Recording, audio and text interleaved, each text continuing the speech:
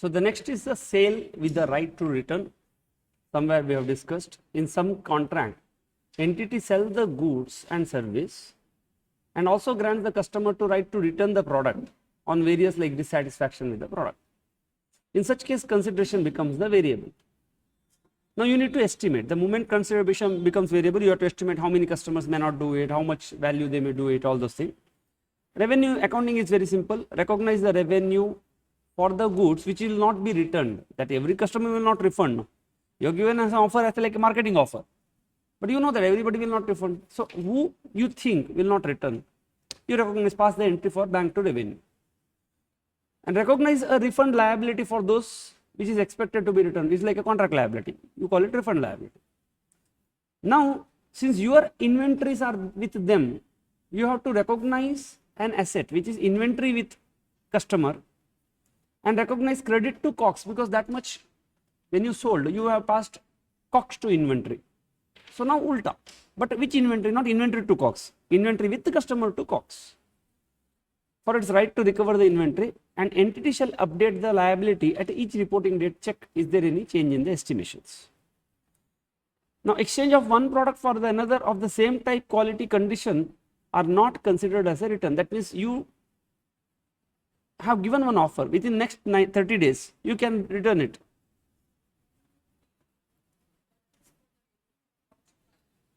Inventory cost, at cost. Now suppose you have told your customer, you take this dress material, but generally will they pay you cash after 30 days? No, you can buy some other dress. No, for this is not a sale with the right to return. Like suppose you have told one offer to the customer, if you are not happy, you can return this within 30 days. Now when you return this within 30 days, will you pay them cash or will you ask them to take some other material? Generally people will ask, okay sir, cash we cannot give you back. Nobody will do that. They say if you want, you buy some other thing, because sale they want to retain. If not this product, other product. You cancel the bus. In some bus companies they will not give you cash, they will give you coupon. So use this coupon, they will give you full refund amount, 100% refund, but use this coupon to book some other day bus. Why? See, refund means sale is gone, sales return actually. I don't want that sales return to happen. Sales should retain with me, but it can be in another form, not with this material, some other material. Follow? No, this is the commercial logic here. That's why they say that this is applicable only for that type of scenario where you will pay cash, which rarely happens. Now let us see some questions on this sale with the right to return, how to account it. An entity enters into 1,000 contracts with the customers. Each of the contract includes one product of 50 rupees. That means what is the total transaction price? 50,000. Now the cash is received when the control of the product transfers. That means today you deliver, you get the cash. So if this was a full stop here, bank to cash, bank to revenue. However, you have got a customary business practice. That means it's not a clause or term in the condition, but anyhow in the first step we have seen, contract can be implied also. That customer can return any unused product within 30 days and full refund will be received. And the cost of the product is 30 rupees. That is COGS.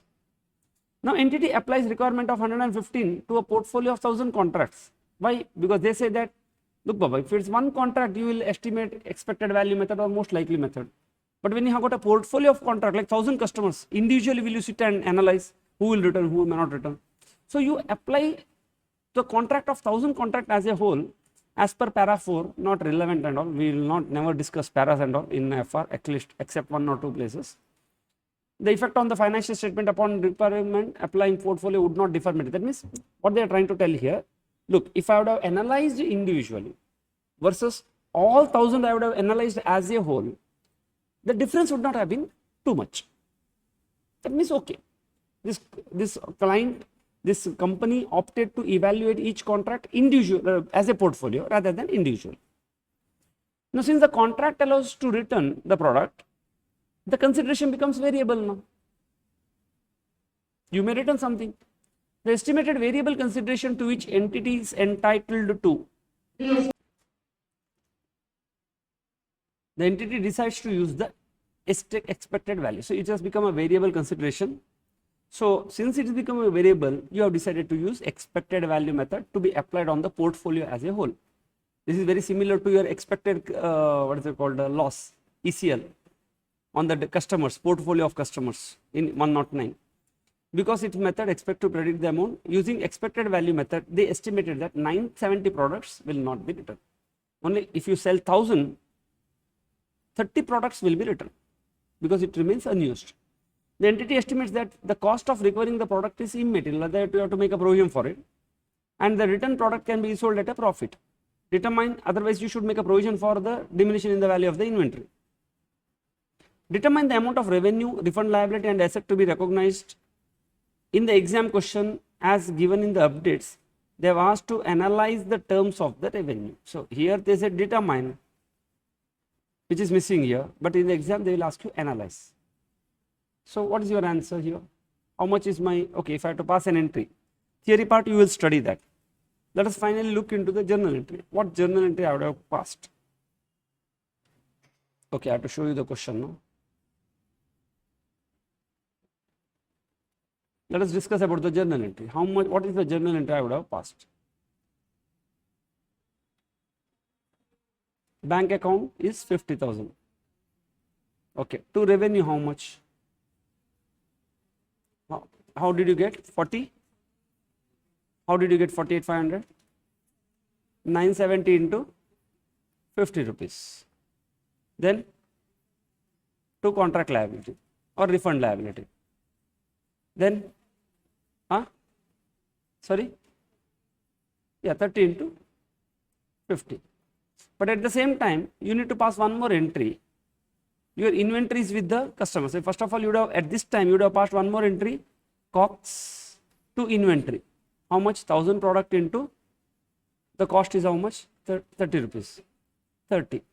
And at the same time, you reverse this entry by passing inventory with customer to COGS. I hope it's clear. No? This is what we discussed in the first problem also. So you will write the theory here. The revenue is a variable because there is a right to refund, and returns are outside the entity's influence. But you have got a significance in experience, so that significant reversals are not going to happen. It uses expected value method and highly probable that reversals are not going to occur for 970 products. Thus, it will revenue recognition of 48,500, refund liability 1,500, refund asset of 900. Okay, journal entry they didn't ask. For our understanding, this is the entry you would have passed. Right to return to COGS, and then yeah, this is the entry. One more entry would have been there, COGS to inventory. Clear? Yes, now, beautiful question in the examination. May 22. Card is engaged in the business of manufacturing car locks and nut bolts. Okay, you should attempt this. Now, car locks. Typically, a contract is entered for a sale of car locks, and consideration is received in the delivery of goods to the customer place. The cost of each car lock is 1,500 and selling price is 1,800. So you deliver it, they will pay you the recognition of revenue. Let us see the terms of contract. Entitles the customer to return any unused car locks. Same story, filled in different bottle within 30 days and receive the full refund. By looking at it, you know now what entry needs to be passed if they ask you journal entry. The company estimates that the cost of recovering the car lock is immaterial and they can be sold at a profit. No inventory write-off required. The company has sold 20,000 car locks during the month for 31st March 2022. So at the end of the year, 20,000 car locks have been sold. And it expects that the 4% of the car locks will be returned in the next year. Next, nut and bolt on 1st April 2021. Okay, we are at the end of the year, in the top place we are talking. Next year, next year it will be returned. The car limited entered into 1-year contract with the customer to deliver the nut bolts. Seems to be series of distinct. Here every single car, one contract. Contract stipulates that the price per piece will be adjusted retrospectively once the customer reaches certain sales volume. Now again your mind went, similar question. Mixed question, no, in the exam. Now 200, 190, 180. Volume is determined based on the sales during the financial year. There is no minimum purchase requirements. They estimated that the total sales volume will be 90,000 based on the experience with the similar contracts and forecast to the customer. Now card sells 24,000 pieces to the customer during first quarter of 2022. So 24,000 units in Q1 2021-22 for rupees 200 per unit. You are required to analyze the terms of the revenue contract with the sale of car locks. Determine the amount of revenue, refund liability, asset to be recognized for the sale of contract. Determine, no analyze here. Understand the difference. See, this is one question, this is second question, this is third question. Out of this is the theory. These are all, some calculations will be involved. But since they said, they could have told calculate, no? Why they say determine, you have to tell what exactly is the provision to do that. Determine the transaction price, revenue and liability if nuts and bolt as per Ind AS at the end of the first quarter, for that means for the Q1, what is the revenue? Are you very clear with this portion? You can remember now, or do you want to see? Don't want to see, no? Okay, then I will show you up to here. Okay, this piece of information is already here. Yes, please pause the video and think, students, you are sitting in the examination hall. And this question came for 8 marks. Let us try to see the breakup now. And I want you to solve the way you are going to solve in the exam. Whatever theory you have understood, whatever you remember, whatever you made note of, yes, do it as if you are solving in the examination only. This though I need not tell you, already we have done. Second portion. We have done so many questions, twisted question. This is fresh in your mind.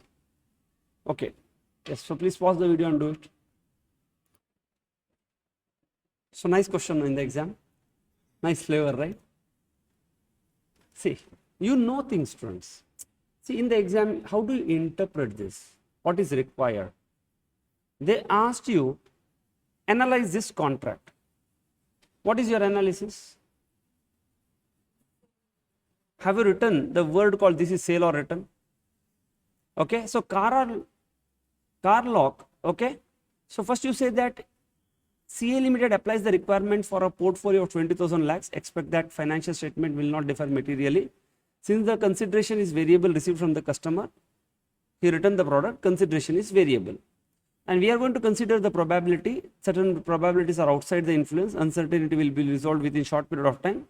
Highly probable that significant occurrence is not going to occur.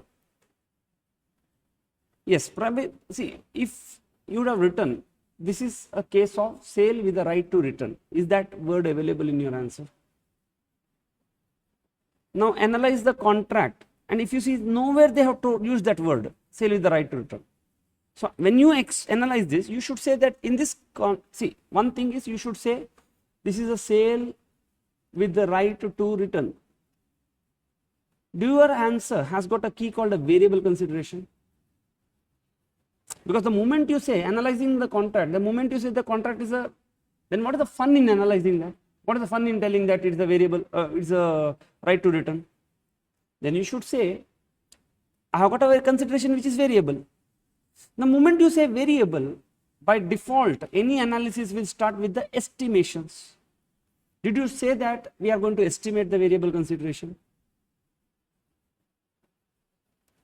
And then, see, estimation has got two. Some you could have told that. That's why they are speaking about the consideration of probability. They give in a different language.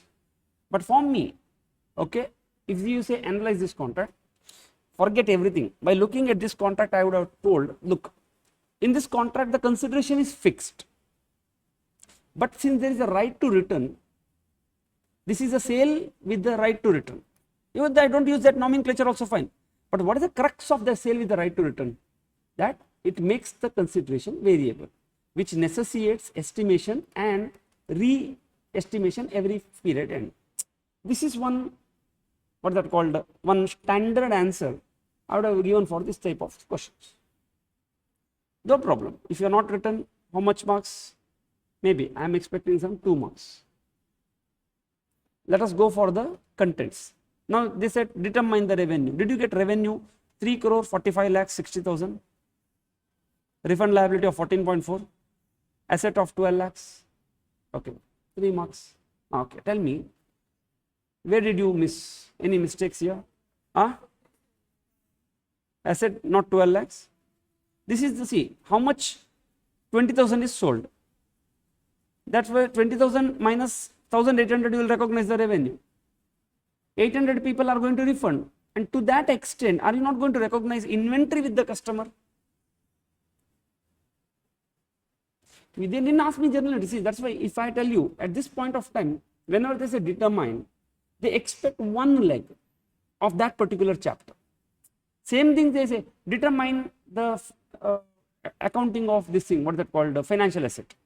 They are not asking the second leg, where the second leg will go. Financial asset, what value you will recognize. If you give journal entry, see, I don't know, it's like a risk, I feel like. Because in your journal entry, you are trying to communicate them, look sir, I passed this journal entry customer to revenue, and revenue is already sitting there. Evaluator, I don't know with whom he fought that day. If his mindset is good, he may interpret that way and he may be considerate and give you mark. Alternatively, he may not give you mark. That's why what you need to do is simple. Understand the rule. Journal entry, if they tell you, give journal entry with narration. They don't ask journal entry. You want to be safer? Give this number. Alternatively, the journal entries can be so and so. Finish, no? If you want to be safer. When you are in confusion, you give an alternative way of answering, alternative assumption you do. If you are not very clear, this assumption can be like this can be like. Any mistakes in the number? I think this mistake you made, no?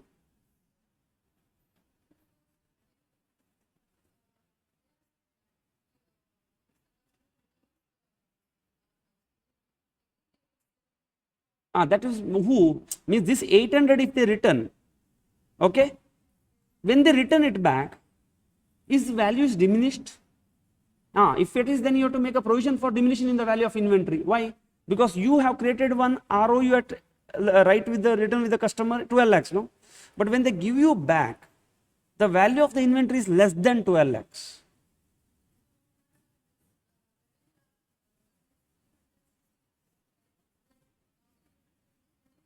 No, first you tell me 19,200 you have considered? 20,000? No, you cannot do that. And that's what we explained here first. The analysis of the contract says same thing. You cannot recognize for full 30 because contract contains a clause which makes that clause a variable consideration. That's why we need an estimation. The entire story, this talks about the variable consideration because of the sale with the right to return. That's why, and day one, if you are sure 100% people will not give, then multiply with 20. Otherwise, you have to take it only that whatever people are not going to return. Are you clear about this? And then what did you miss with this 12? 12 lakhs was easier, no? 150 came from where? That is that's not conceptual. That is a whatever mistake. It is a casual. Okay, somewhere. See, these things are not acceptable. Anyhow, I will assume like in portfolio management they say no, the sharp optimize sharp will assume that unsystematic risk is not there. So anything they start with their assumption that unsystematic risk is not there because it is portfolio is fully diversified. So when I start with your performance or whatever, I assume that mistakes, if at all you do, no, it should be conceptual. It should not be. First of all, no mistake should be there in your work. But these type of things not acceptable because simply lost, no, despite knowing thing, not knowing some tricky thing they did. Okay, understood. Anyhow, now Cox related doubt was there when passing. I told you, no, it is a Cox to inventory. Suppose see, it works like this, students. Understand that. Anyhow, in days 2 we will discuss in detail. What is my cost of goods sold?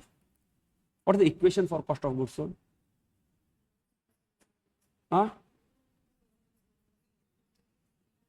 It starts with the opening stock plus purchases minus closing stock. This is the account, this is the thing. Now, when you present as per schedule 3, do you know how do you schedule? How do you present? you say purchases and then change in inventory, which is nothing but opening and closing you show net. These two items together is nothing but COGS. This is as per schedule 3 presentation format. Now, see, how does this closing stock comes? Closing stock comes by simply adding it. There is no accounting entry for it. Like for example, I have got a closing stock. At the end of the year, I will go and count it, how much stock is there. So I will get into the books by minusing it from this value and showing it in the balance sheet. So if I have to do this, okay, what accounting entry I will pass? See, when you get the closing stock at the end of the year, what is your accounting entry? You have manufactured certain things, you have purchased something, you have manufactured. At the end of the year, counting of the closing stock happens. And by counting, they say that, okay, so much closing stock is lying with me. Otherwise, what would have happened? No, whatever you have purchased, your assumption, the moment you debit to P&L account, your assumption is you have consumed it. But in reality, you didn't consume it. It was still lying in some other form. Maybe raw material must have converted into WP, WIP must have converted into this. So, you pass, see, this is our childhood format, opening stock, purchases, sales. You remember, I will say closing stock here. This closing stock here came with one journal entry because this closing stock, the second leg I will show in the balance sheet. So what is my accounting entry for closing stock as per this format? Inventory account debit to P&L. So P&L came free of cost, no? I thought I have consumed something. Suddenly I find that so many stock is lying with me. Are you happy or sad? It's like, okay, so many, that's what, you purchase some 10 chocobars. Okay? You thought that you have everybody shared and ate. But when you open fridge, you see that 2 chocobars are still lying. Are you happy or sad? You should be happy, no? Because you thought, see, by debiting purchase, you purchased 10 chocobar, you debited to P&L account. Because you distributed, you enjoyed that event, everything happened. 2 chocobars remained, you are not aware of. Then you got 2 chocobar. Is it not a bonus for you? No, it's a sales didn't happen, no. Sales didn't happen. Okay, you purchased and you thought it is consumed, it is gone. It is nowhere gone, it is lying with you only. That's why you count it, you measure it, and you value it as per 2. And whatever you value as per Ind AS 2, you bring it into the books by crediting to the P&L account because it's your income. Otherwise, whatever you thought it is an expense, and you show it in the balance sheet. This valuation is as per Ind AS 2, which includes cost plus inventory valuation techniques, FIFO, LIFO and all. Okay, that we'll discuss later. Now, what is the meaning of this? See, the moment you credit, instead of credit, can I bring this side and minus here? Instead of showing on the credit side of the P&L, can I bring on the asset side of the P&L? Then, if I have to present a P&L, I will present it like this. Sales, I will show here. Opening stock minus closing stock, because instead of showing that side, plus purchases. So my accounting entry will, this I will call it COGS. Now, the moment you sell, okay, if you don't sell, this is the entry. That means that inventory is lying with you. But if you sell, will you pass sales entry? If you sell, will that inventory remain with you? No. So what you do? There is no minus closing stock. If sale is not there, closing stock is going to come. If the sale is going to happen, closing stock is not going to come. Simple common sense logic. If it is not going to come, your COGS is more or less. COGS is more. So that's why you debit the, see, you only thing is you don't minus it. That's what I will call it COGS account debit. The moment you do sales, you don't recognize inventory. What you don't recognize inventory means COGS to inventory. This is the entry which in system going to come. And this inventory is nothing but your opening stock inventory because it is not remaining with you at the end of the year. Anyhow, we will discuss in total and this entry nobody passes, system passes this entry, okay, or when in the P&L process this happens. So this is that what I was trying to tell, like if you sell, the moment you sell, since the inventory is not recognized, there is nothing at the end of the year to minus in the form of journal entry to tell you this is my journal entry, where COGS gets debited, inventory gets credited, and which inventory went off? The opening stock from the balance sheet, because what you sold must be from the opening stock, no? And you don't have anything to recognize, that's why it will hit your P&L account. Since you don't have anything to credit out of this opening stock, you didn't minus anything at the end of the year, yes, your COGS gets hit. In our accounting language, you say COGS is hit. COGS is hit means you didn't recognize closing stock, because this is coming from opening, this is what you purchased. You didn't sell means inventory should be there. If you sold means inventory should not be there. Followed, no? Yes. Anyhow, not much relevant here. Coming to the nuts and bolt example, let me see what you have done. They said only determine here.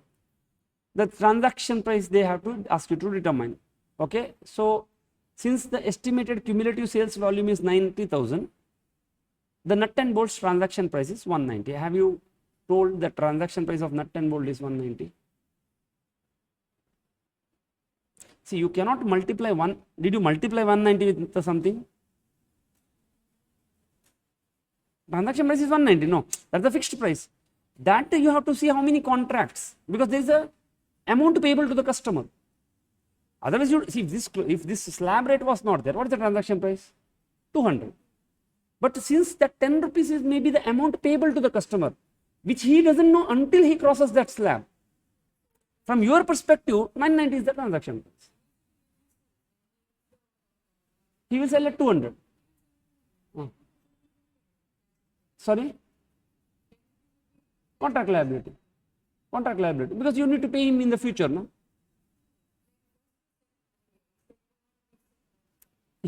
Because do I know that will he cross that slab or not? Now only I may estimate that he may cross 90,000, but on day one only will I give him discount? No, the day he crosses that only I'll give. So since I am estimating, because this becomes a variable consideration, you can treat like a variable consideration, you should estimate again, and your estimation says that he will cross 90, that's why you will end up giving only 90. So if you want to recognize 200, what is the problem? No, in the future you have to reverse the revenue, which is against my objective. My objective is I should estimate it in such a way that reversal should not happen. Best thing what? Recognize less only, no, right now, be on a conservative mode. Why you want to be very aggressive in recognition? So that you recognize 200 and later you reverse it. On a conservative basis, recognize 190, keep the 10 in contract lab. Sorry?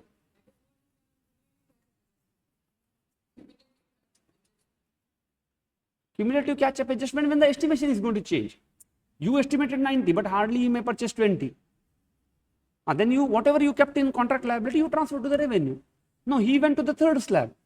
Then retrospectively additional, cumulative catch-up adjustment is going to come. Now, revenue, how much you are going to transact? See, they asked you transaction price, which is different from revenue. Agree with me, no? Anyhow, good learning you got at some other people cost. Transaction price is 190, and what is revenue now for the first quarter? You sold 24,000, but is there any amount called 45,60,000 in your answer?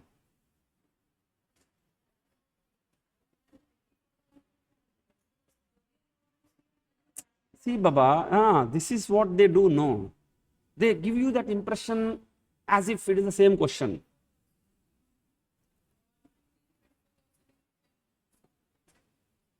$24,000, okay, that is here. 24,000 in 190 you have done, no? This, but have you told it is revenue? Yes, okay. What is the liability? Did you tell 2,40,000? Enough. That's sufficient, no? This is what they asked you. How much is the liability? How much is the revenue? Which one? Yeah, first quarter. They asked only for the first quarter. Because estimation, that may go in the third quarter or fourth quarter, no?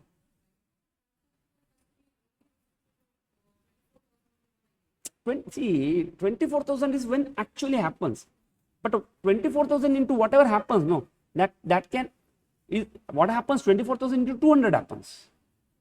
But I need not recognize 200, no.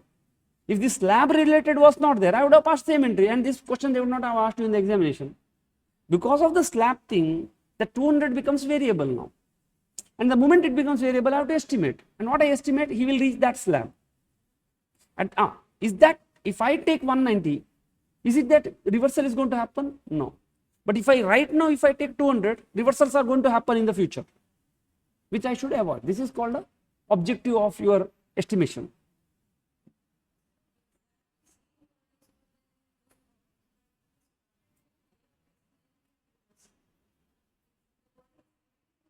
No. What happened? What happened? Okay.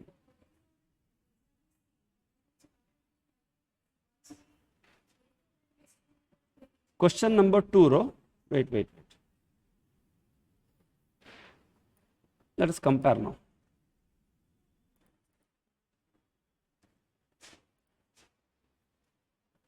How did determine the transaction price? 90, no? Correct. See, they said transaction price is 90.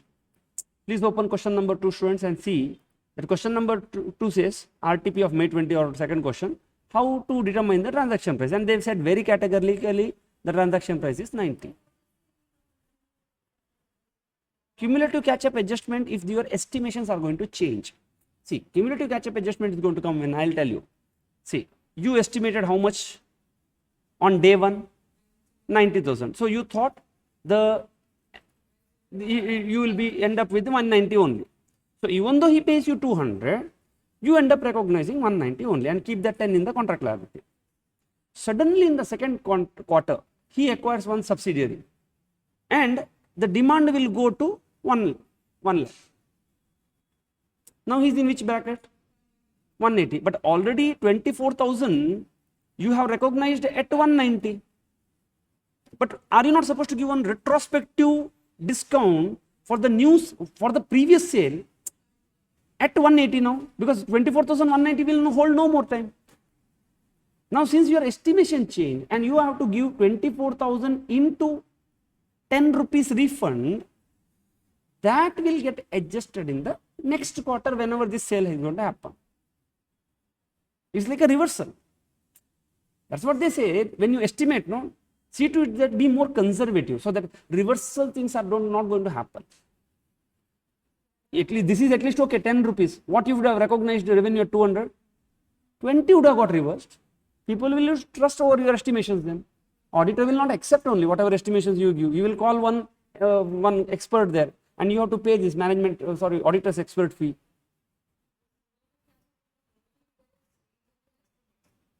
Cumulative catch-up is going to come into picture only if there is change in the estimate. Later expect that it will go on into 180. That differential cumulative which you have to retrospectively give to the first quarter sale, no? That is cumulative catch-up adjustment, which will not, it's not a separate calculation if you follow YTM method of calculation. Perfect. Very clear, students. Yeah, very nice. Make mistakes, you understand what exactly you need to do, and should give more clarity also what exactly it is. Are you perfectly clear? Okay, you are clear, Dhanashree. We compared, no, this question to question 3. If you want, you can compare to question 4 also. 4 also what they said. How will be the revenue be recognized? So see, when they say revenue, you have to multiply the transaction price with the sale. That's why they said you estimate that same 28,000 units and all. So when they said revenue here, we are taking total value. Transaction price, we are taking only this. And if you see that question number 3, they specifically asked you journal entry. In this question, they say determine these numbers. See, despite you have worked out correctly, the chances that you may lose this. Every root cause is the question. Have you understood this? What they are asking? Just give that much, enough. That's what I told. No, 2 marks for this, 1, 1, 1, 3 marks for this, 1, 1, 1, 3 marks for this. Numbers, no, this number 1, 1, and 1. Since they said determine, you might have told something. Yeah.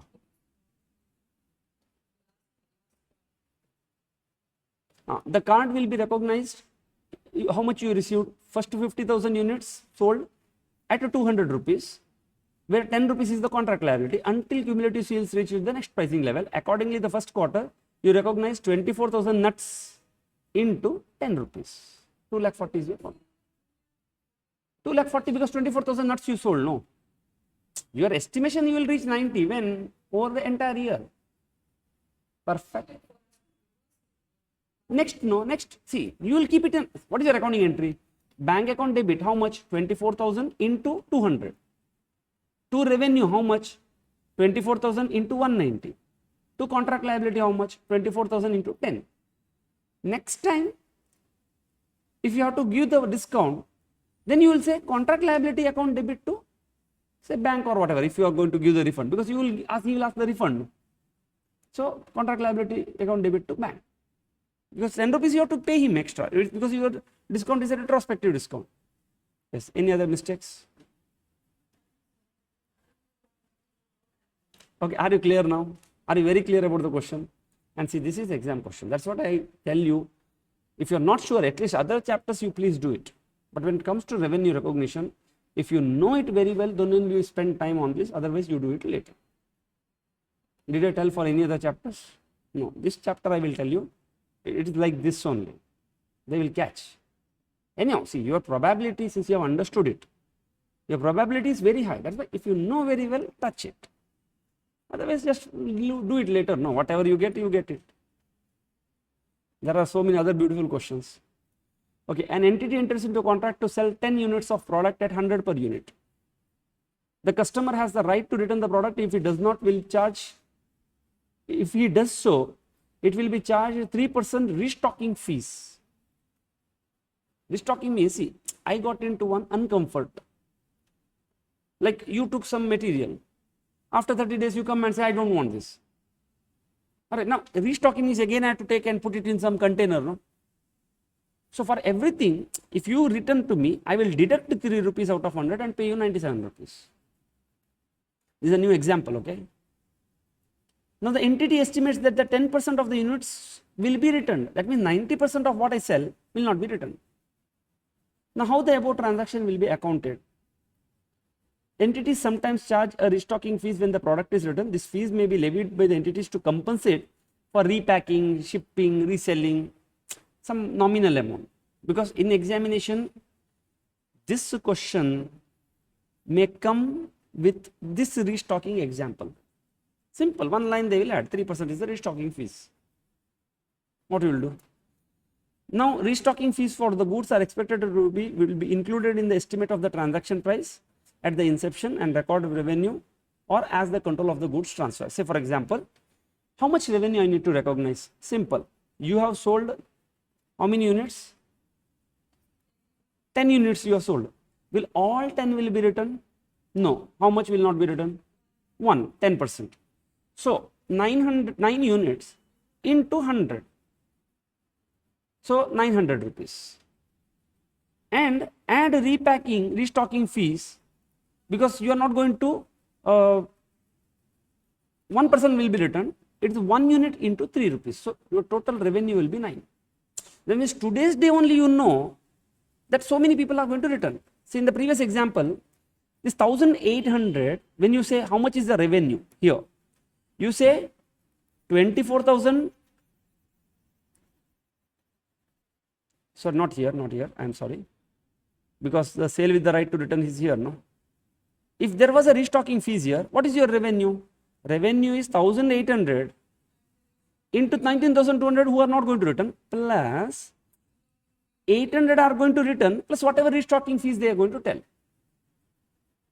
It may change, it is a change in the estimation. Followed, no? So revenue will be restocking fees also your revenue, because they will return. You will deduct and pay, you will not pay full 100. You will pay 97. So for 3 rupees total revenue will be this. Now a refund liability, how much you will recognize? 97 only, because 3 rupees is your revenue, no? When they come back and say, sir, give me 100 rupees, 100 rupees I will not give. So if I am not going to give 100, why on earth I should create a liability for 100? In fact, that 3 rupees becomes my revenue, no? The day they return. So that 3 rupees will go from, and that much deduction is going to happen from here. Instead of 1500, I will say 1300 into 800. And that 300 into 800, I am going to add it to the revenue day 1. Have you understood this concept of restocking? So in the example, it is they can create one beautiful question by adding just restocking. Understand? Restocking fees is my revenue.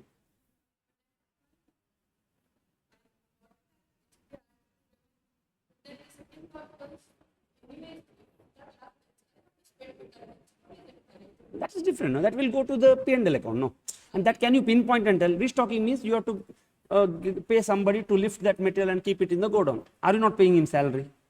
It is coming as Ind AS 19. It is not. He is not specifically doing because he returned. No. So that way, that much accounting, it happens very good. In future, one day it may happen. Exactly pinpoint and say how much each person, each product wise. But that requires extensive data collection. Followed, no? Restocking part is clear, but very nice question. Yeah. This one, restocking. Yeah, please. Simple. Whatever restocking fees is there, it is a cost to the customer, income to me. When should I recognize? Right now, based on my estimation. And my liability will be net of that restocking, because that much money I will not pay. Okay?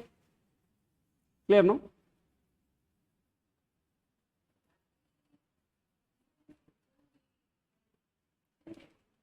On day 1, no? Because on day 1 only I have created a liability, right?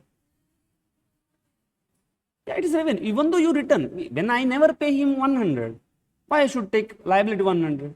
And if I don't take liability 100, that 3 rupees is my revenue. No, on day 1 only I know that.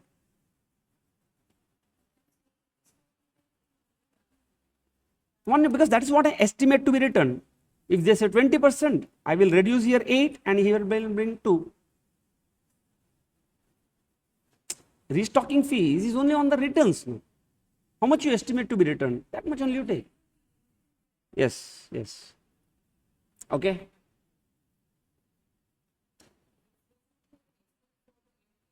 It's on the return. So whatever I may charge to the customer. Yes. So next is the repurchase agreement. Okay, 1 minute. Yeah, we don't have any practical questions, but I hope the previous question is very clear. Car and nut bolt, and we have got a lot of insights also. We have got a lot of learning also. Journal entry related learnings, determine. Okay, please practice that. Yes, very beautiful, small questions, but a very nice concept on repurchase agreement. This is what people used to do.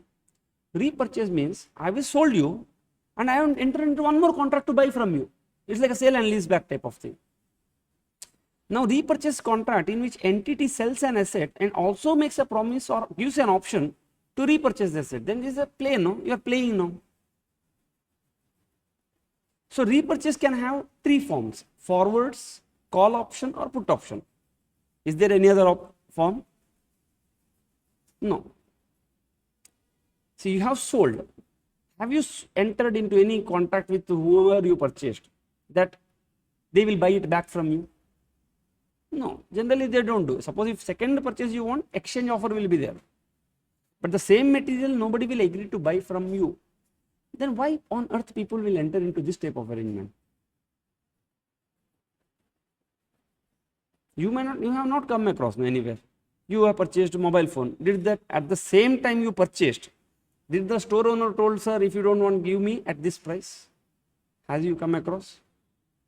Anywhere in life? No. Then why people will enter? Let us try to understand why they enter, what they are trying to hide. We sell and lease back, it was there now.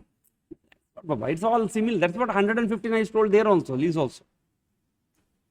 See now, what is a forward? Forward means compulsorily I will repurchase. I am a forward buyer. I have sold to you, and right now only in the contract only told that after 1 year I am going to buy you from you at this price. So I become a forward buyer, you become a forward seller. That means control never got transferred to you.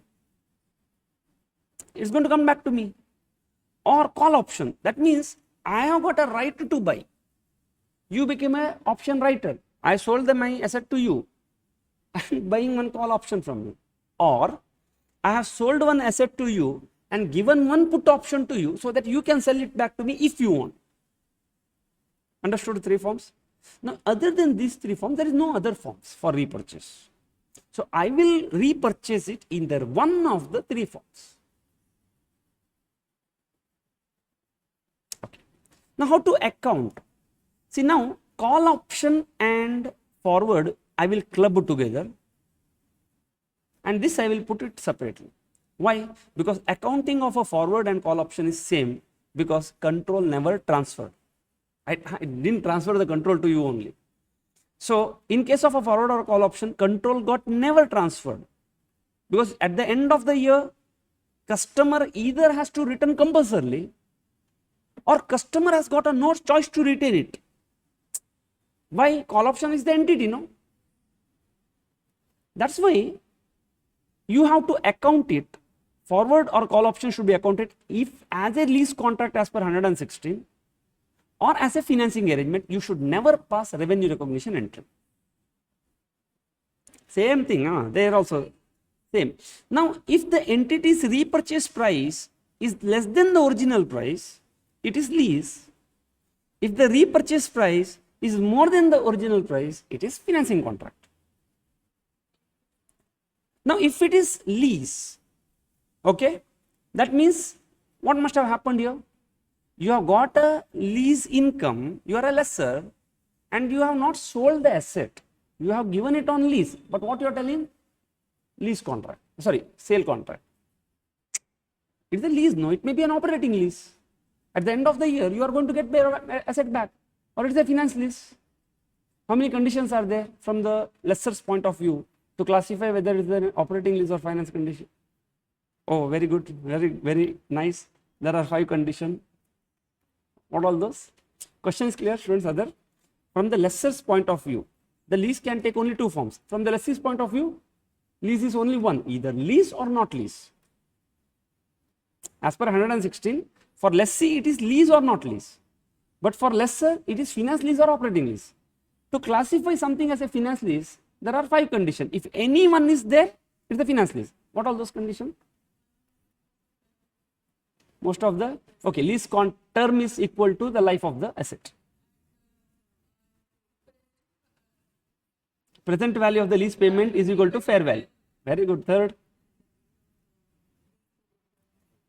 So, there is a compulsory purchase option, or the compulsory is going to come back to me. Fourth.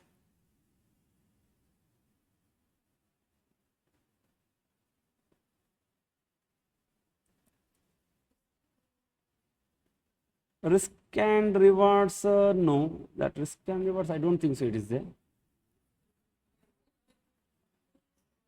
No, that's what, no, control didn't transfer, because these are all the 5 things. Now, you have got the fair value equal to the present value, term is equal to the life, either compulsory it will come back to me, or the lessee has got the option to retain it.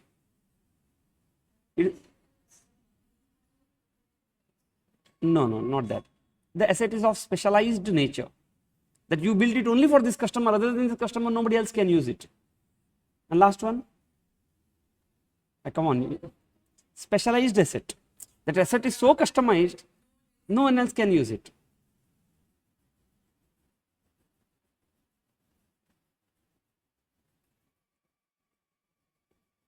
Come on, last one, you have to contribute it up to here. And more I started to think I also missed that. One point is there.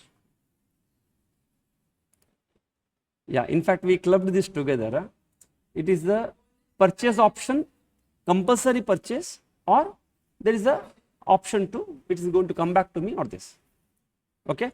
So now, if these 5 conditions in finance lease, they say that here it goes like this.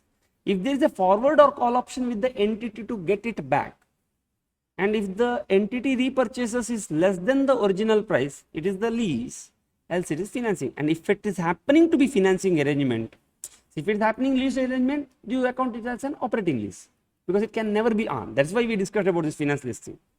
Because if it is an operating lease, it can never be finance lease, one among the 2. Then you account it as an operating lease, just whatever income you get, no, that is differentiated as a lease income. But if it's a financing lease, you continue to recognize the asset, and whatever cash you got for the sale consideration, you will treat it as a financial liability, and then on expiry, you have got an option to recognize the revenue. Now, what is the logic of this if repurchase price is greater than original price? Or if repurchase price is less than original price? Okay, I'll give you an example, understand? Very simple example. Your selling price today you have sold for 1 lakh. At the end of the year, you purchased 25,000. Is it gain or loss to you? It's a gain to you. Did you transfer the control?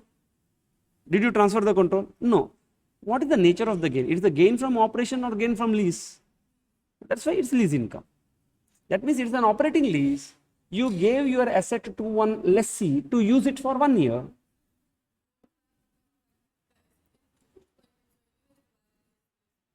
No. That, no, see, shall he not give any consideration for that? Yeah, definitely. What you said is correct. At the end of the year, its fair value is 80,000. Who should compensate whom? When he took this asset, like I give a brand new mobile phone to you, its value is 1 lakh. You will use it for 1 year and give it back to me. When its value is how much? 80. Should you not compensate me? That repurchase price, that is a lease rent. So what you paid me, that 20,000 rupees, no? Because you paid me 1 lakh, how much I will give back to you? 80. So effectively you paid me 20,000, that is nothing but lease income. Don't pass the sales entry. So for call option and forwards, sale entry is not going to happen in the books of the seller. Instead, lease income entry will be passed if the selling price is greater than the repurchase price. If the selling price is less than repurchase price, that means I have sold to you 1 lakh and I am buying it back from 1 lakh 25. Why on earth? That means today, what I have kept my asset as a security with you, you gave me a loan of 1 lakh. At the end of the year, I will take my asset back and repay you 1 lakh 25,000. So this differential 20,000, since the control has not been transferred, it is my finance cost. Simple logic. Where is lease? Whose asset? To give lease rent, first of all, your asset I should be using, no? And I should give you lease rent. Here, my asset is with you. Ulta, I will pay you more. How it is possible, lease rent? No, first of all, who are you? Seller or? Okay, you are seller. So you have, I am the buyer. Legally, okay? We are legally buyers and sellers. In reality, no. You sell to me at 1 lakh rupees. Asset is with whom? Okay. At the end of the year, its asset value will be low or more? How come? That is as per law, no? Legally agreement, no? In reality, asset value is more or less? Less. Should you buy from me at a lower price or higher price? And then why you are paying me 1 lakh 25 at the end of the year? That means where rent you are receiving, Baba? During the year, asset is with whom? Then did I use it? Your asset, but are you getting any cash flow from that? Are you using in your business? In the first case, see, in the first case, asset is with me. I am using it, and I will give you 1 lakh at the beginning. You will give me 80,000 at the end. So who is earning income here? You. Because you will pay me 1 lakh. I will pay you 1 lakh for buying this asset. I will use in my business. At the end of the year, this asset I will give it back to you. You will pay me 80,000 rupees. Now, whose hand cash is there? Your hand. That is your income. Now let me go to the ulta case. I came to you, you give me your asset. I will use in my business. But at the end of the year, I will give this asset back to me. Ulta, you give me more money. If such sellers are there, again I am telling, please tell me right now. Right now I will go and buy from such sellers who will pay me more than what I have sold. No, Baba. What happened? No, I financed you. And you didn't permit that assets control to be with me because you wanted that asset back. Which one? This is contract. See, actually it's the financing. No. The point is simple. Instead of, actually I should have drafted one contract called a loan. But I don't want to contract loan because my venture capitalist catching my neck. Where is your sale? So you come with one master plan. This loan only you convert into sale, and one side agreement you have to buy it back from you. What a master idea of Bob. And this year you sell, you inflate, get loan from the venture capitalist, and next year you will reverse it. 1,25,000 hit. Because we refunded the money back to the customer. Finished, no? Nice, no? That venture capitalist now should cry now. So now, Ind AS will not permit you to bring it as a sale only. Understood? Sorry? 115, no? Now, who is the seller here? Who want to pass the sale entry? You. So, it is 115 is applicable to you. Forget about me, no? How do I show different accounting entry, different standards are applicable? I may show it as a financial asset only. If money is receivable from you, contractual right I have got, because this you are going to get back. Anyhow, are you clear about this? Please spend time, huh? Bit confusing, but I have told you the logic behind why we are treating it like a lease or whatever it is. Now for the put option, there is one catch here. Put option is not like your call option or whatever forward. In put option, I have got an option to sell it back to you or not. If I don't sell, I can retain the control. See, in the call option and forward, since you are the sellers, you never transfer the control to me. That's why you will never pass the sales entry. Either it is a lease or it is a financing. Because you never transferred the control. In forward or call option, you never transferred the control. That's why Ind AS will never permit you to pass the sale entry. Then if you allow that option to lapse at the end of, then you recognize. That's what they said. On expiry of the option, if you have not exercised, then you exercise. Then that means it is a genuine sale. But for next 1 year, you can't fool around the people there, keeping one option with you and telling I have sold it. Because you can exercise at any time, no. If you want to do it really, do it at the end of the year. When the option is going to expire, then no, nothing doing. Then it's genuine sale only. Perfect. Practically, how do you identify? This is called a side agreement. Auditor has to be extra careful. Therefore, SA 240 says you have to give special consideration to revenue recognition. That's why you have to see, genuinely we just go with the trust that management is not involved in all these things. That's why we have to be outsmart, because management might have done this. That's why when we send external customer, external consult, what is that called, confirmation to the customer, we have to also inquire them, do you have any side agreements? Management may not have told me, it's a separate contract, but customer, for him, he is not aware about all this scheme, no. He will say, yes sir, there is one more option contract we have entered, which was hidden. And once I get that hint, then I will catch over the management's neck there. Then I will not accept it simply, because I understood management misrepresented me. That is very difficult. That's what, no, in 240 means fraud. There's a very bad intention that side agreements are entered, but management has not told me. Now I'll ask intention of the management, why? I'm going to resign. God knows how many such instances are sitting here. Journal entry, whatever you pass for the lease entry or Ind AS 109.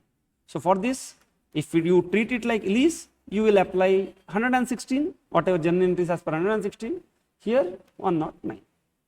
Now you see, understand here, if it is put option, then control is not within your hand now. Control is within my hand. Why? Because if I want, I will sell to you. Otherwise, I will retain it. That's why in case of put option, customer has got the right to sell back to the entity. Or he may not sell also. But you don't have any right. You got only obligation. Now, so entity needs to evaluate at the inception, is there any significant economic incentive for the customer to exercise? Which in my call option, I need not evaluate. Call option revenue entry doesn't happen. But if I give you put option, if you give put option to me, when we sign the contract, what you should think, estimate, at the end of the year, what I may do. I'm a customer. You have sold to me. I'm your customer. At the same time, you are given an option to sell back to you or not to sell back to you. So if you want to pass the recognition entry on day one, because I paid you cash, no, bank account is debit, credit what? In this case, you said loan. But here, if you have to pass credit entry here, you have to think what Nagabhushan is going to, customer is going to do. Is he going to return or no? That's what you need to estimate. How? You have to see significant economic incentive. This involves evaluating the relationship between repurchase price and expected market value at the end of the year. Right now, you have to think what will be the market value at the end of the year. See, understand this matrix very clearly. You have sold to me at 1 lakh rupees.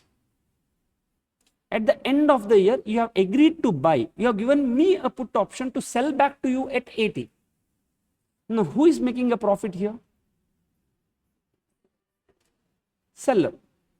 Now, as per this, we said it is a lease contract. Now, let me see. Since there is a put option at my hand, not in your hand, you don't have a call option, I have got a put option. At the end of the year, if the market price is really 50,000, will I exercise my option or no? Yes, fine. Arre Baba, when you are giving me an option to sell at 80,000 and the market price is 50,000, why not I should not sell you at 80 and buy from 50?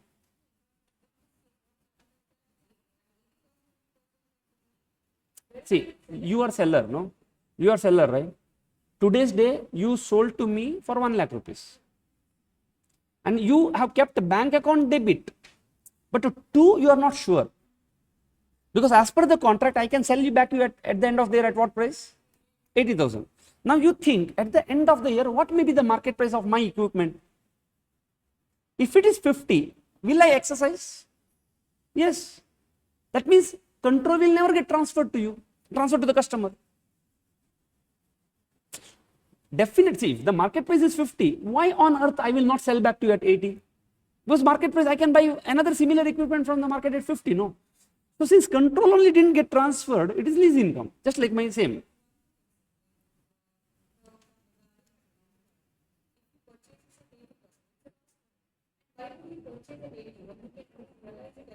Is not actually, in fact, it is not a sale only, no, it is a lease. It's the entire contract was a lease. Simply one sale contract was drafted. Now you see the second scenario. Yeah, students, I am telling you, see one more thing. There is hardly 2 theory question and till now that question has not come. So if you are still, should not get confused, provided you spend time here. It is a very beautiful logic. It took me time to design this. You can keep it for your academic interest. Followed, no? If you are really getting confused, but very interesting, no? Now you understand second scenario. You are selling to me at 1 lakh, repurchasing at 50. Yes, you made a gain and straight away says that it is lease income. Wait. If at the end of the year, if the market price is 150, will I exercise? No. That means on day one only you know, no, this asset is not going to come back to you. So for next 1 year, it is sale with the right to return. Because 1 year, I have got a right to return, but I will not pass any sale entry because he may return to me anytime. So whatever sale to right with the return, that entry we are going to do. You have sold to me at 1 lakh and at the end of the year, you will agree to buy from 1,25,000. You have made a loss. That means you say it's a financing arrangement. It's interest expense. At the end of the year, if the price is 50, will I sell? Yes, no, if market price is 50, definitely I'll sell to you at 1,25,000. Yes, then again it is the finance cost. That means in these 2 scenarios, when I don't have any significant economic incentive, definitely it will turn back to your call option or forward option. Because I don't have any incentive to retain that asset. But if I have to incentive to retain the asset, then it will become sale with the right to return. Seller. Yeah, if it's the put option, you have to think from the point of a buyer. What buyer is going to do? Buyer is going to exercise the option only if it's favorable to me at the end of the year. And if he is going to exercise, it's a sale with the return for next 1 year. And from there, it is a revenue from first year onwards.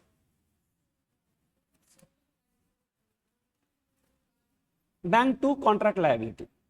Because you cannot recognize. And 1 year you keep it as a contract liability. After expiry, if it is not exercised, contract liability account debit to bank. To revenue. That we will see that we will see. Okay, today 1 lakh only, but at the end of the year 1 lakh only, and whatever, since it is not exercised, no, you will transfer 1 lakh. Okay, let us see the problems. Let us see the problems, how it comes. But in principle, are you clear? The logic being very terrible, no, in all revenue recognition, but so powerful, so beautiful, you will not find anywhere. And I am telling you, if you can explain this to someone, just see have they understood it.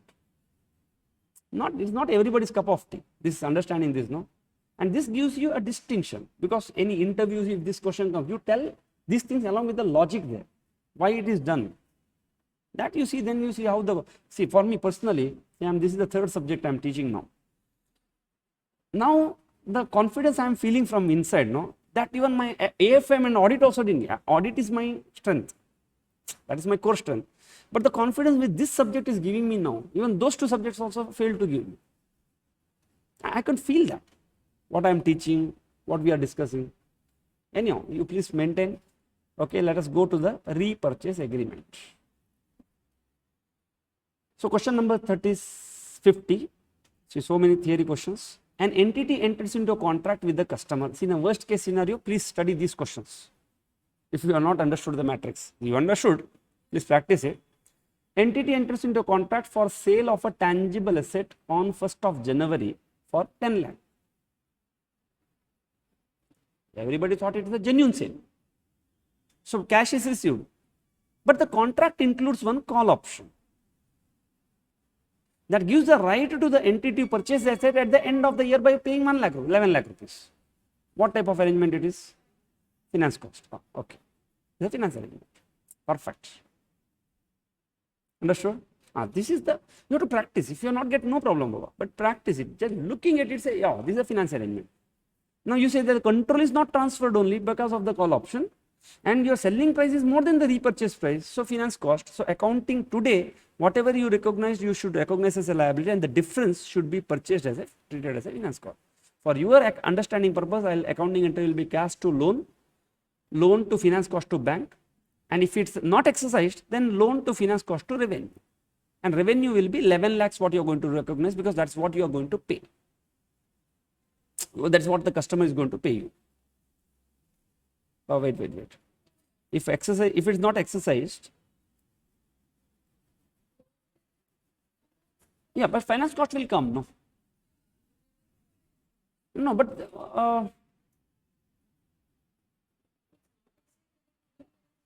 okay, anyhow, see, they have not given. First one, okay, that also we can say. This is again I told just for understanding, and it should also not given any entries. They will ask you only determine the accounting, determine this leg. So you have to tell only one leg. You have to say whether what you are going to recognize revenue or not.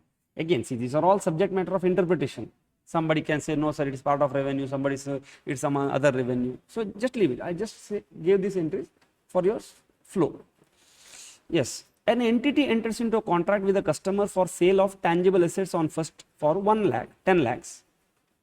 Now the contract includes put option. See, the moment put, no, you have to think what customer is going to do at the end of the year. This gives the customer right to sell the assets for 9 lakh. 10 lakh you have purchased, 9 lakh it will be sold. However, the market price will be 7 lakh 50. Then that means definitely he is going to exercise. That means again control didn't get transferred to you. So what it is now? He has got an exercise. So you have received 1 lakh and you are giving him back 9 lakhs. It's the lease income. So you say that contract with the put option and there is a significant economic incentive. So this is a lease transaction. So against the payment of 1 lakh, you have got the right to use the asset and put it back at 9 lakh. So it's a lease transaction. Difference will be the lease income. Revenue, if at the end of the year, if it's not then end of the repurchase, customer does not exercise, the control would have been passed and you will recognize revenue for 9 lakh rupees and balance will be the lease income, because for 1 year it was a lease transaction. Revenue happened only at the end of the year. You asked me now, what is there at the end of the year, correct? No? So if it is at the inception of the contract, you pass cash to contract liability because you never sold it. You think that the customer is going to refund, and at the end of contract liability to lease income to bank, if at all he exercise.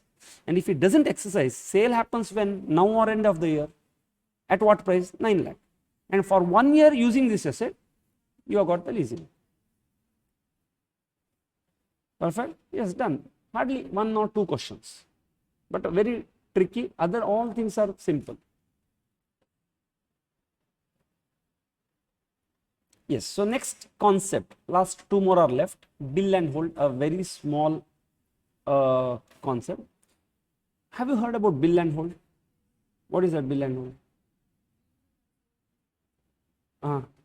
See, now a CEO, no, 31st March, you have promised the investors that you will get 25% profit, but your profit is only 20%. What to do now? You have got so many dealers. Raise one invoice on them, no? Where is material? Material is with you only. Dealers will listen to you. They say, sir, what is this invoicing? Array, leave it, no, Baba. You take it next. I will raise the invoice right now. Understood, no? They didn't ask only.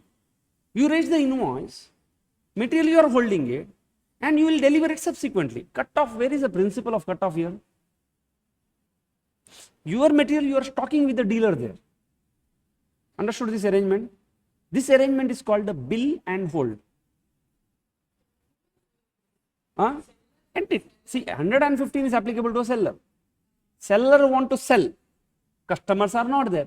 So do what? Tell your customers, look, Baba, I will bill it. Whenever you want, come and take. Will you say okay? You say, what for me? Bill, no. Am I supposed to pay? First you ask me. No, not required. When you take, then only you pay. Then okay, no, to make one 10 crore billing in my name. When I am to pay, the day I take, and if I don't want, we cancel it. That means next year sale you recognize right now. This is called a bill and hold. You have billed, you are holding it. Now, genuinely there can be a situation, no? Like you have gone to one grocery shop. You have built, everything has been done. When the material is ready for delivery, you say, in 5 minutes I am going to come now. That grocery shop owner will tell, what will you tell? Sir, take this material also along with you.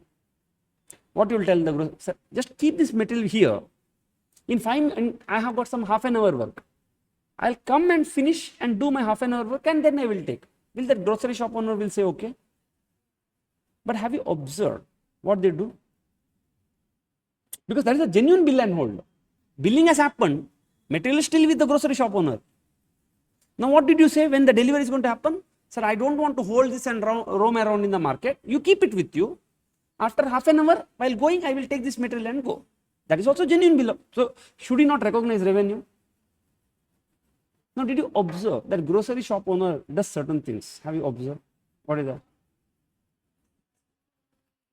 He will give that.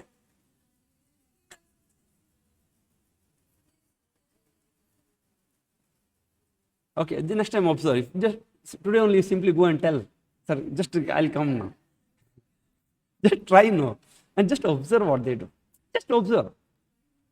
And that's what, no, they will not sell. So what they do, first of all, they will do it only if you tell it. Will ever they tell, sir, material is ready, you roam and half an hour and come, then I'll give you? No. They will take the money, they will deliver it to you. So the request you will make, customer will make the mistake, no request. Second thing, okay, understood, no? First condition is understood, no? Second thing, whenever you tell that supplier, sir, please hold it, he will pack your material and keep at the entrance at one corner, ready for delivery. Exactly. Correct? Have you observed? Now, if some customer comes, will you give this to them? No, your material is separate. That means it is a genuine bill and hold. So, as an auditor, you need to distinguish. Definitely, you will come across a situation where billing is done, material is still with me. Is it a fraudulent bill and hold, or it is a genuine bill and hold? If it is a genuine bill and hold, pass the revenue recognition entry. If it is a fraudulent bill and hold, tell that client, please reverse this journal entry. Now, how to figure out whether it is a genuine or fraudulent? That is why there are some conditions. It is not anybody's wish here.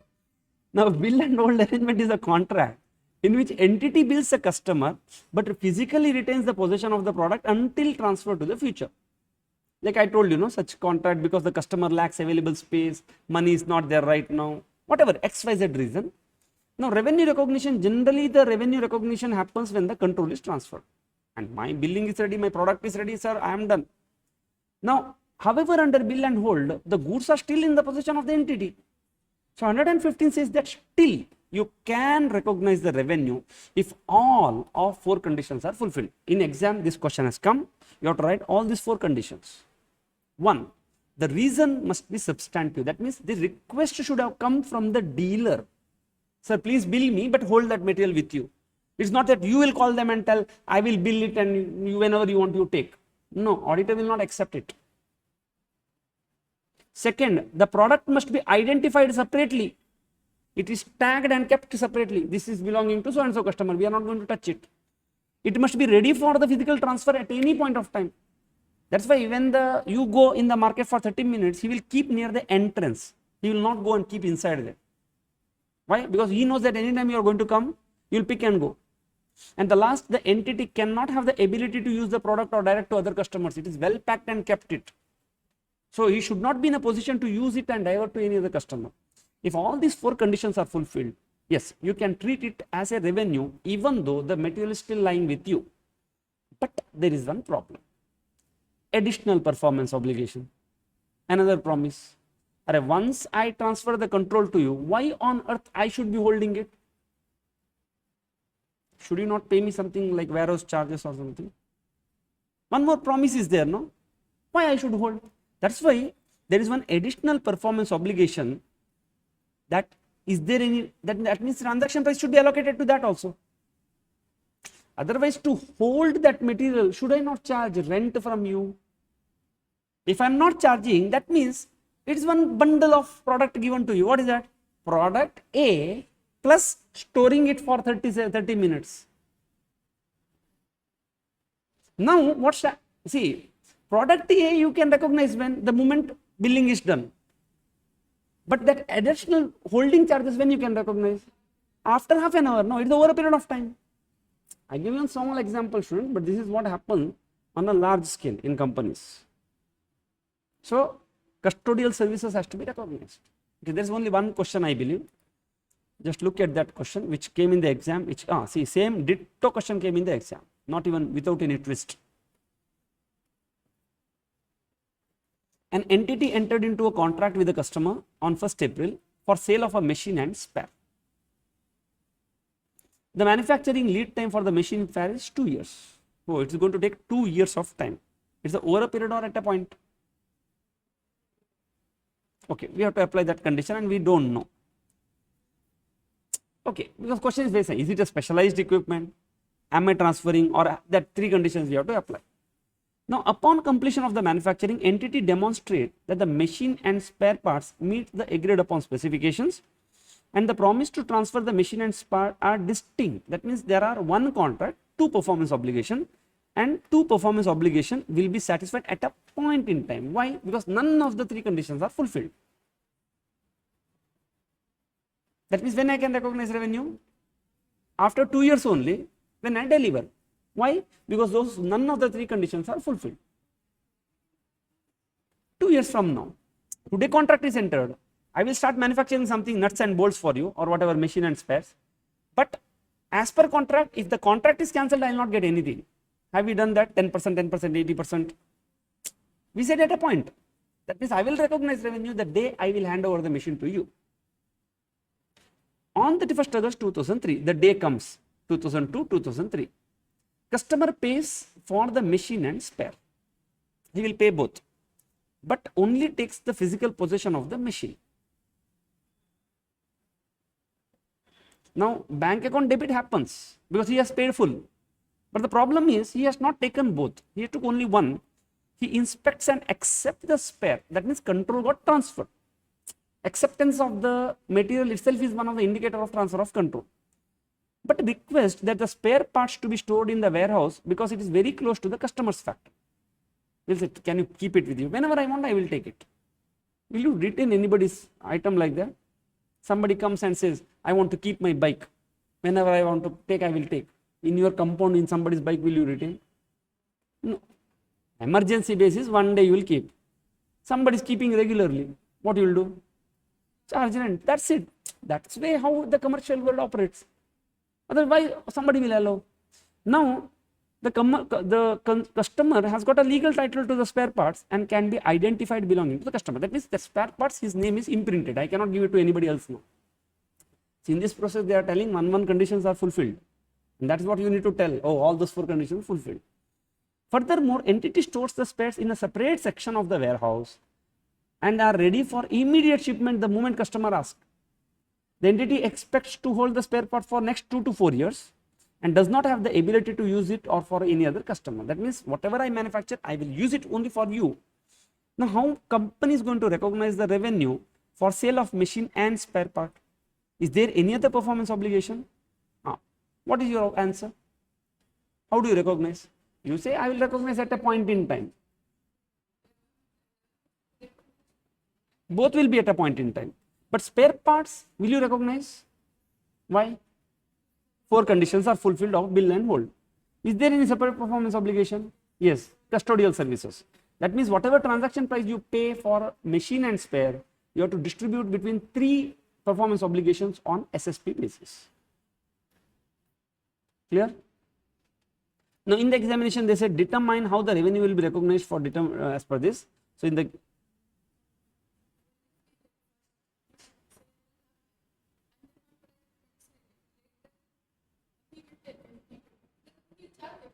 if it is charged, well and good. No, it's a new contract. This is called a contract modification. We are going to learn. Everything is addressed, Baba. Everything or every question will be answered here. That becomes a contract mod because it was never part of the original contract. No.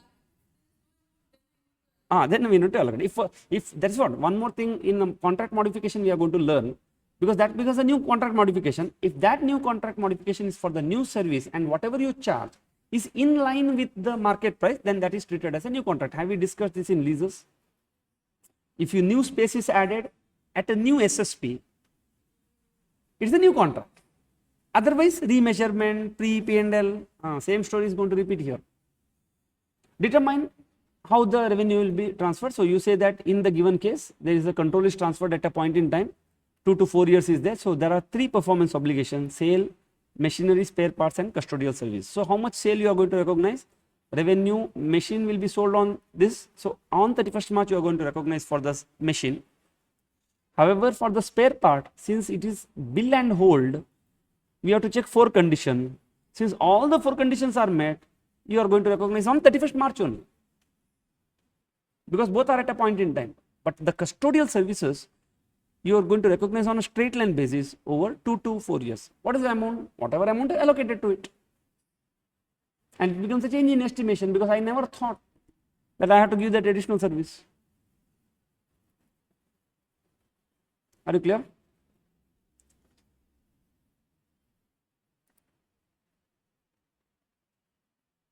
Yeah, I think customer options we discussed, no?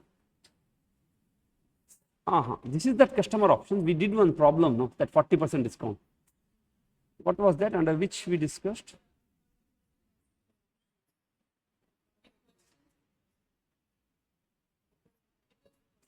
Oh, okay. We discussed the question before we discussed the theory. Anyhow, now we'll discuss the theory. Okay, then we'll take a break because last part very important. This part is clear, no? Customer options. Yeah, I think we solved that problem before this discussion of the theory. That 40% discount was for this. So, a consumer entity companies, really, like HUL and all those things, no?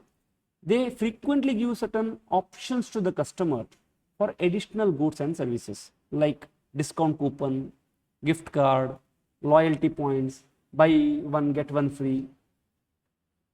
Now, entity accounts such as a separate performance obligation if it has got a material right. If it doesn't have a material right, because of this contract, did you get the right to that 13th month free of cost only because of this? Yes, it's the material right. If generally everybody I am going to give it, it's a marketing gimmick. So, if the right is material, it results in a discount that the customer would not receive without entering into this contract. Then you call it material right, because entity cannot withdraw once it is granted. Thus, there is a new performance obligation. So, what we need to do? That product A price, we have to distribute 1000 rupees for product A's SSP, 120 SSP of the discount, and we have to recognize accordingly. So, what you need to do, that if the customer pays in advance for the future goods also. So what he has paid you 1000, it's not 1000 for product A. He has paid the discount of the future goods. That's why you should allocate it between the performance obligation on SSP basis. The entity shall recognize revenue when future goods are transferred or when the option is expired. If the discounted price in the option reflects SSP, then the entity deemed to have made a marketing offer. That means your coupon is also 10%. Everybody it is 10%. Then there is no material right. That means what is your accounting entry? Bank account debit to product A sale in the previous question. Since you gave him 40%, which is more than 10%, which general person you generally would have given, that's why there is a material right. Otherwise, it is accounted as a marketing offer. Now, entity grants an option for additional goods. If answer is no, there is no right only. If yes, can you get the option without sale contract? Generally, can you get straight away walk-in? If an answer is yes, that is marketing offer. If no, is that price similar to SSP? If yes, marketing offer. No, then there is a material right, there is a new performance obligation, and you have to split between both. And this problem we have already done. Otherwise, I would have done it right now.